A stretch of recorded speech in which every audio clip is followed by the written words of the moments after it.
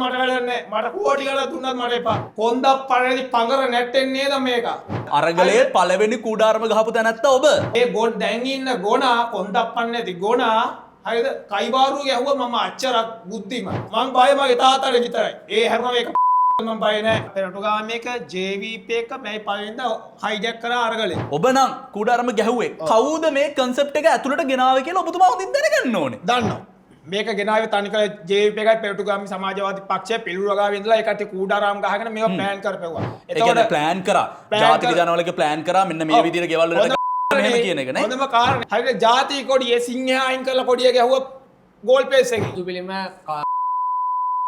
මේ JVP එකට සම්බන්ධ පිරිස් ටික තමයි මේ ගෙවල් තියෙන ඒවා මේ බුදු පිළිම මේ විදිහට අනේවයි වැඩ ටික පටන් ගත්තේ. ඒ නායකයෙක් වුණාම කොන්දක් කෙලින් තියාගෙන ඉන්න ඕනේ මේ රට මගේ රට. මේ රටේ ක්‍රියාත්මක වෙන්න ඕනේ මට ඕන දේ මිසක් අහවල් රටටවත් අර රටටවත් මේ රටටවත් ඕන දේ නෙවෙයි. තෙල් ටික හැංගුවේ මේ මාලිමාවේ ඉන්න කට්ටිය කියන එක අපිට දැන් පැහැදිලි වෙනවා. ඔයාලගේ අරගලේ හින්දාමනේ මේ පාලකයාපත් උනේ. අපි මූව ගේන්න කියලා අපි උද්ඝෝෂණය කරේ නෑනේ. අයිබෝවන්. දැන් මේ දවස්වල බොහෝ දෙනෙක් කතා බහ කරන කාර්යයන් පිළිබඳව කිහිපයක් පිළිබඳව කතා බහ කරන්නට අයද සූදානම් වන්නේ. ඔබ දන්නවා මේ රටේ පැවතුණා අරගලයක්. මේ අරගලෙන් අපි පත් කරගත්ත නායකයා හරිද? ඒ වගේම තමයි මෑතකදී ඔබ දැක්ක වැල්ලවත්තේ සැමරුමක් පිළිබඳව බොහෝ දෙනෙක් කතා බහට ලක් කරනවා. මොකද්ද මේ වැල්ලවත්තේ සැමරුමේදී වුනේ? මේ කියන කාරණා පිළිබඳවත් ඒ වගේම තමයි අරගලය පිළිබඳවත් අරගලේ නිර්මාණය කරපු ඒ වගේම තමයි අරගලේ ක්‍රියාකාරීව හිටපු ඒ වගේම තමයි බොහෝ දෙනෙක් අතර අරගල කාලයේදී කතා බහ වුණු දෙදෙනෙකු අපි අද අපේ මැදිරියට ගෙනාවා. දැන් ඔවුන්ගේ මතය කුමක්ද කියන කාරණාව පිළිබඳව විමසන්නටයි අපි සූදානම් වන්නේ. මුලින්ම මේ පුද්ගලයාව හඳුනා ගන්නටත් පුළුවන්, මේ පුද්ගලයාව අඳුර ගන්නටත් පුළුවන්. ඒ සියල්ලට ප්‍රථමයෙන්ම මොවුන් කවුරුන්ද කියලා මතක් කරන්නට ප්‍රථමයෙන්ම අපි මේ වීඩියෝ පටය නරඹමු. එතකොට ඔබට මතක ඇති මේ කවුරුන්ද කියන කාරණාව.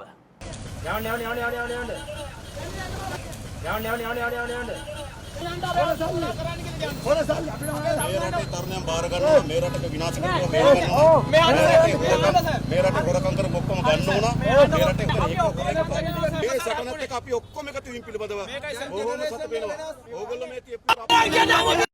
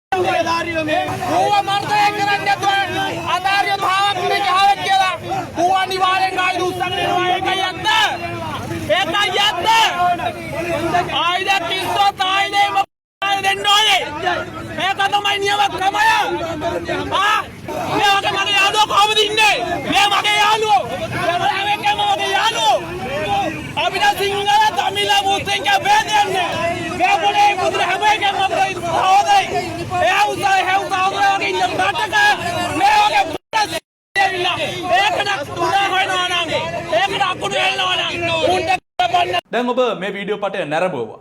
ඔබ දැන් දන්නව ඇති කවුද කියලා මොහු. අපි මුලින්ම කතාව මෙතනින්ම ආරම්භ කරමු. අපි ඔබව රටක් ඔබව දැනගන්නේ එක්තරා අවස්ථාවකදී.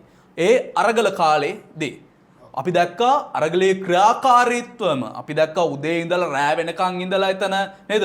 ජාතික කොඩියකුත් අරගෙන ඔයා එතන අරගලේ හිටියා. ඒ වෙලාවේ එක මොහොතක වීඩියෝ එකක් වෛරල් වෙනවා. අනුර කුමාර දිසානායකෙද්දී ඔයා ඔහුගේ වාහනේ ගාවට බැනගෙන යනවා.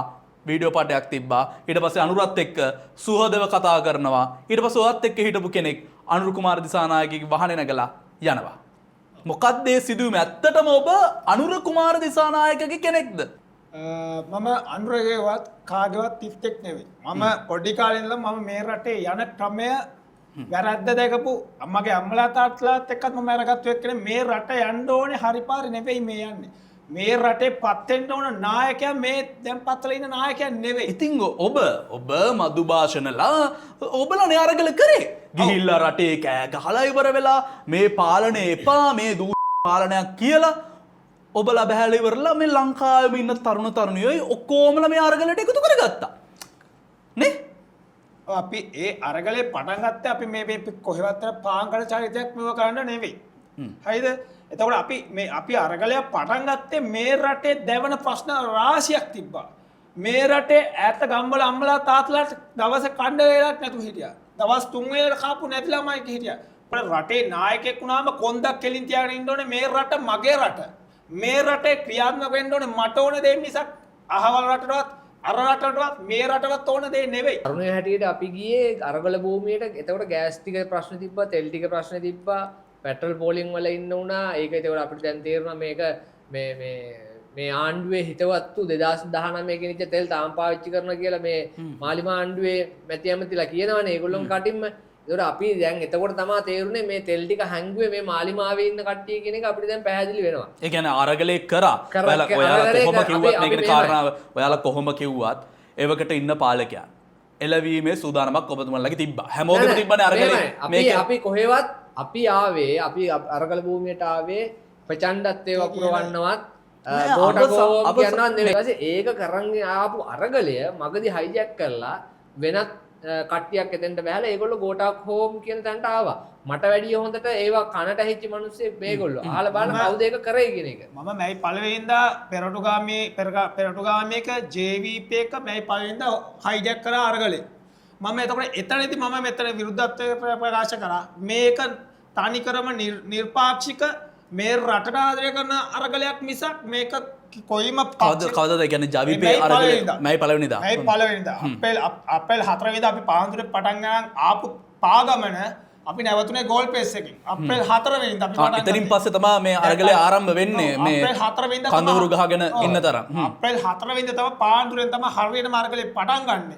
ඒ පටන් ගන්න අපි ගෝල් පේස් එකට ඇවිල්ලා මේ කඳුරු බැඳගෙන ඉන්නකොට ඔය එතන හිටපු එක් දවසල පොලිස් මහත්තුරුන්ටත් මතක ඇති කවුද පළවෙනිම බැරියර් එක අරන් ඇවිල්ලා මේ ඉදිරියට දැදලා කවුද මේක හැදුවේ කියලා. අනිත් එක මේ මොනවද කූඩාරම පළවෙනි කූඩාරම ගැහුවේ ඔබ. මම අරගලයේ පළවෙනි කූඩාරම ගහපු තැනැත්තා ඔබ. ඔව් එතකොට මැයි පළවෙනි ඒ හැඟීම තිබ්බ මට අද වෙනකන් තාමත් මම ඒ සටනේ ඉන්නවා. මොකද අදටත් මේ රටේ අහිංසක දුක් විඳින දුර ගම්වල අම්මලා තාත්තලා අදත් අඬනවා. තමන්ගේ දරුවට කණ්ඩ බට්ටික දෙන්න බැරුව. දැන් ඔබතුමාලා දැන් අරගල කරා කොහොම හරි කමක් නැහැ. දැන් අරගලයක් කරා. දැන් අරගලයක් කරලා පැතූ දෙයක් තිබුණා. හරිද? වෙනසක් ඕනේ කිව්වා, සිස්ටම් චේන්ජ් එකක් කරන්න ඕනේ කියලා කිව්වා නේද? මේ ඉන්න විදියට දැන් ඊට පස්සේ කිව්වා පාලකයෝ ඉන්න ඕනේ අපේ විදියට 225ම එපා කියන සංකල්පය අරගලේ ආවා. අන්තිමේදී ගෙවල් කියන තැනටත් ආවා, වහන තිබ්බා නේද? බේරවැවේ බැස්සුවා. හරිද? මේ හැමදේම ආරම්භ වුණා. මට විනාඩියක් දෙන්න මම ඒක හොඳ උත්තරයක් දෙන්න. අපි ඔය අරගලේ සන්න මේ මොනවද අරගලේ විනාශකාරී මුණුවට අපි ඒ වෙලෙම ඒක පටන් ගන්න කලින් අපි ඕක අදහස් මේ පොඩි පැලේ ගාව එනකොටම අපි කිව්වා මේක කරන්න එපා. මේක කරොත් වෙන්නේ මෙන්න මේ වගේ විනාශයකට යන එක. හැබැයි අපි කොයිම වෙලේකවත් අපි කිව්වේ නෑ මේ රටේ බස් යන්න, මේ රටේ මැති අමුතුරුන්ගේ ගෙවල් යන්න, අරව යන්න, මේවා විනාශ කරන්න, මේවා කාගේ බදු සල්ලි දෙන්න. මේ රටේ අහිංසක අම්මලා තාත්තලා එදා වෙලා කවුද එතකොට මේ කන්සෙප්ට් එක හරි දැන් ඔබලා අරගලේ පළවෙනි කූඩාරම ගැහුවේ ඔබතුමා නම් හරිද ඔබ නම් කූඩාරම ගැහුවේ කවුද මේ කන්සෙප්ට් එක ඇතුළට ගෙනාවේ කියලා ඔබතුමා හොඳින් දැනගන්න ඕනේ. දන්නවා. මේක ගෙනාවේ තනිකර JVP එකයි පෙරටුගාමි සමාජවාදී පක්ෂය පිළිරුවගාවේ ඉඳලා ඒකට කූඩාරාම් ගහගෙන මේවා ප්ලෑන් කරපෙව්වා. එතකොට ප්ලෑන් කරා. ජාතික ජනවලක ප්ලෑන් කරා මෙන්න මේ විදිහට ගෙවල් වලට මෙහෙම කියන එක නේ. හොඳම කාරණේ දැන් මේ ඕක පටන් ගන්න කලින් හරියට ජාතික කොඩියේ සිංහයා අයින් කරලා කොඩිය ගැහුවා ගෝල් පේස් එකේ. කවුද සිංහයා අයින් කරලා කොඩිය ගැහුවේ? පෙරටුගාමි සමාජවාදී පක්ෂය. එතකොට ඒ කොඩිය ගලවලා අයින් කරේ මම මායිතව හාමුදුරුවෝමකුයි. එතකොට ඒ කියන්නේ මේ පෙරටුගාමි ජාතික ජනවල බේගේ අතර ඒ කාලේ තරගල කරන කාර්යත් මාර මේ ෆික්ස් එකක් තියෙන කොච්චර ඒ කටි විරසකයි කොට ඒ කටි ඔක්කොම පෙරටුගාමි මුදලයි අසන්න මුදලලා කියලා ඉඳලා ඔක්කොම ඒකයි පෙරටුගාමි සමාජවාදී පක්ෂය. හරිද? එතකොට මොන කොන්දක් තියාගෙනද සිංහයා අයින් කරලා කොඩිය විතරක් ගාන්නේ. අනිත මොන- ඒක මොන විතරක් කොන්ද- නෙමෙයි, බුදු පිළිම හරිද? බුදු පිළිම හරිද? හොවා කළා. මොන කොන්දකින්ද මොකද්ද බුදු මේ- පිළිම? බුදු පිළිම පලි ගෑවා. ජාතික ජනබලවේගේ මේ ඔය ප්‍රචණ්ඩකාරී විදියට හැසිරිච්ච කට්ටිය අපි ගියේ තෙල් ගෑස් ටික ඉල්ලන්නේ අපිට බුදු පිළිම වත් නැත්තම් වෙසක් කූඩු කැන මේ අරගල කාලෙම මෙයාලා මේ ආණ්ඩු බලය ගන්න කලින් බුදුදහමේ විරෝධයක් තිබ්බා. විරෝධතාවයක් තිබුණා. ආ හා හා. හරිද? එතකොට අපි ඒක දැනගෙන අපි හිටියේ. ඒකින්ද තමයි මම විශේෂයෙන්ම අරගලෙන් අයින් වෙන්න හේතුව තමයි බුදු පිළිම ඇඳලා ඒ වගේ දැන් මම අයින් වෙන්න හේතුවත් මම ඕකට අන්බල දුන්නේ නැහැ. ගින්න මේක ගල්ලා මේක බස් ඔබලා එතකොට- වගකීමෙන් කියනවා මේ වැඩේ ආරම්භ කරේ මම මෙන්න මේ JVP එකට සම්බන්ධ පිරිස් ටික තමයි අර මේ ගෙවල් තියෙනවා මේ බුදු පිළිම මේ වැඩ ටික පටන් ගත්තේ. ඔව් එතකොට මම අරගලෙන් මම ඉවත් උනේ ඔන්න ඔය ක්‍රමයේ හින්දා මේක කරන්න එපා කියලා මට අරගලේ හිටපු පෙරටුගාමියගේ සෙට් එක මම හොයාගෙන පන්නගෙන ආවා මම මේ ඉන්න තැනම. හරිද? ඒ දවස්වල පිළියන්දලට එනකම ෆලෝ එක දීගෙන ආවා. රටේ සාමාන්‍ය මිනිස්සුන්ට නොතේරෙන ප්ලෑන් එකක් මේ අරගලය ඇතුලේ අරගලය කියනවා. කියනවා මේක තනිකර කියන්නේ මට කියන්නකෝ යනකොට. හරිද මට කියන්නකෝ දැන් කියලා කියන්නේ ඔබ කාටද? JVP එක තනිකර ඇයි එහෙම කොහොමද කියන්නේ JVP ආදී කියලා මොන පදනමෙන්ද ඔබ කියන්නේ? පදනමෙන් කියන්නේ දැන් හොඳම උදාහරණේ ලාල්කාන්ත කිව්වා අපි හමුදාය කඳුරවල අපි අරවට බබස් රාජදේපලාලාවානි කරා කියලා කිව්වනේ. ආණ්ඩුකම ව්‍යවස්ථාව ඔබතුමා කියවලා තියෙනවා නම් ඒකේ තියෙනවා රටේ පවතින රාජයට රහිව යනවා නම් රට දෙකට කිරීමට හෝ රටේ රාජ්‍ය කුමන්ත්‍රණාකාරීව පෙරලීමට හදනවා නම් ඒක අධික්‍රියාවක්. එතකොට මේ රටේ පාලනය කරන රජයට යටත්ව තිබෙන ඕනෑම දෙපාර්තමේන්තුවකට ඕනෑම ආයතනයකට අධික්‍රියාවක්. එතකොට JVP එක ඒ කාලේ බස් හරිද? හම්දා කඳුරට දුන්නා. ආයුධ මංකොල්ල කෑවා. හොස්පිටල් වල මේ මෙව්ව කරා. පොලිසිය වලට ඒ පොලිස් වල ඒ ෆැක්ටරි වල ගිඩ කරා. ඔයාලගේ අරගලය හින්දාමනේ මේ පාලකයාපත් උනේ. අපි මුව ගේන්න කියලා මෙව උද්ඝෝෂණය කරේ නෑනේ. මේ ගොඩ දැන් ඉන්න ගෝනා කොන්දප්පන් නැති ගෝනා හරිද? කයිබාරු ගැහුවා මම අච්චරක් බුද්ධිමත්. මෙච්චරක් බුද්ධිමත් මගේ යටේ ඉන්න මෙච්චරක් ඥානවත් බුද්ධිමත් විද්‍යාඥයෝ. අම්මා කෙලිය නේද අන්තිමට ගිහලා තාප්පෙටම තියලා. රට තාප්පෙටම තියලා කෙලිය නේද? ඈ කොන්දප්පන් නැති පඟර නැට්ටෙන්නේ නේද මේක? මේ මූට කොන්දප්පන තියනවා නම් සමරනවාද? රණවිරුව කියන්න කොන්දප්පන නැහැ. මට සල්ලි නෙවෙයි මට වැඩක් නැහැ. මට කෝටි ගණන් දුන්නත් මට එපා. දැන් මිනිස්සු කියලා මූ සල්ලි අර කතා කරන්නේ. මූ අච්චරන කතා කරන්නේ කියලා. මගේ අම්මා නැති වෙලා ඉන්නේ. මට ඉන්නේ තාත්තා විතරයි. හරිද? එතකොට තාත්තලා දන්නවා මං ගැන. මං බය මගේ තාත්තට විතරයි. ඒ හැම මේක මං බය නැහැ. මේවා සමාජයට වචන මම කන්නේ. හැබැයි මගේ තාත්තට විතරයි මම ණය. මගේ තාත්තට විතරයි මම බය. ඒ හැම මේ රට විනාශ කරන එක පාහර එක මම බය නැහැ. ෆේස් ටු ෆේස් ඕන එකක් එන්න මගෙත් එක හැප්පෙන්න. ඔය මම මීට කලිමුත් කියලා දෙනවා JVP නෙවෙයි මොන පක්ෂයෙන් වුණත් පුළුවන් නම් ඇවිල්ලා හැප්පෙන්න මගෙත් එක්ක. මම කියලා දෙන්නම් මේ රටේ දේශපාලනය කියන්නේ මොකක්ද කියලා. මේ රටේ දේශපාලනය තිබ්බද මේ රටේ තියෙන දේශපාලනය කියලා. අවසාන වශයෙන් මේ සියලු ප්‍රකාශ ඔබ දෙදෙනාම මේ සියලු ප්‍රකාශ සිදු කරේ මේ වැඩසටහනේ මේ සියලු ප්‍රකාශ කරේ වගකීමකින්ද කියන කාරණාව මුලින්ම අහන්නට කැමතියි මම. මේ සියලු ප්‍රකාශ කරේ වගකීමකින්ද ඔබ වගකීමකින්ද ප්‍රකාශ කරේ මේ සියලු මේ දේවල් මේ පාර්ශවයන් විසින් වගකීමකින් යුතුව හෙළි කරපු කරුණු කාරණා අරගලයේදී මොකද්ද වුනේ? අරගලයේ කොහොමද මේ විදියට ප්‍රචණ්ඩත්වයට ගියේ? කවුද මේක ප්‍රචණ්ඩත්වයට රැගෙන ගියේ කියන කාරණා පිළිබඳව මේ අපගේ සම්පත්දායකින් හෙළි කරපු කරුණු ඔවුන් වගකීමෙන් පැවසූ දෙයක් බව සඳහන් කළා.